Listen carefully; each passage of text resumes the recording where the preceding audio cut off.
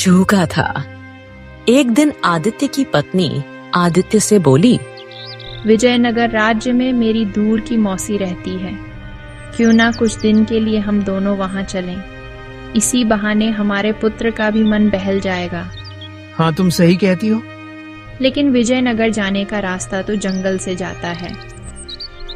राधा, इसीलिए एक काम करते हैं कि कल हम प्रातःकाल ही निकलेंगे और शाम होते ही विजयनगर पहुंच जाएंगे। राधा की बात सुनकर आदित्य मुस्कुराने लगा।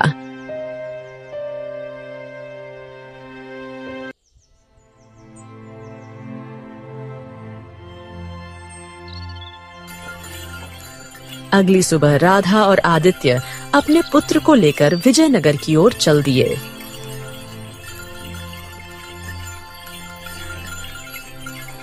विजयनगर का रास्ता काफी लंबा था।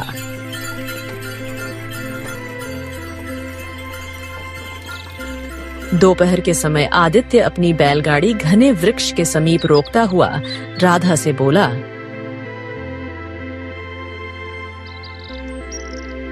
राधा, ये बैल चलते चलते काफी थक चुके हैं। क्यों ना हम इस वृक्ष के नीचे थोड़ा सा आराम कर लें और कुछ खा भी लें। कुछ देर बाद हम चलेंगे। अपने पुत्र को लेकर बैलगाड़ी से नीचे उतर गया और एक घने वृक्ष की छांव में बैठ गया। आदित्य का पुत्र, जो कि 5 वर्ष का था, झाड़ियों में खेलने लगा।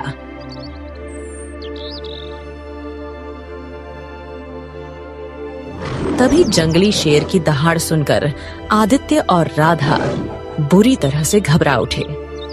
राधा, शांत। यहाँ आसपास कोई शेर है। हमें यहाँ से जल्द निकलना होगा। चलो। आदित्य ने इतना कहा ही था कि तभी घनी झाड़ियों से एक शेर छलांग मारकर आदित्य के पुत्र के ठीक सामने खड़ा होकर उसे घूरने लगा। आदित्य, मेरे पुत्र को बचाओ।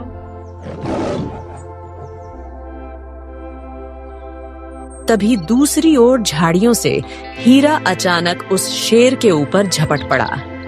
हिरण को अपने ऊपर हमला करते हुए देख शेर बुरी तरह से आक्रोशित हो गया। कुछ ही देर में उन दोनों में भयंकर युद्ध छिड़ गया। लेकिन हिरण ने बड़ी ही बहादुरी से शेर को घायल करके मार दिया।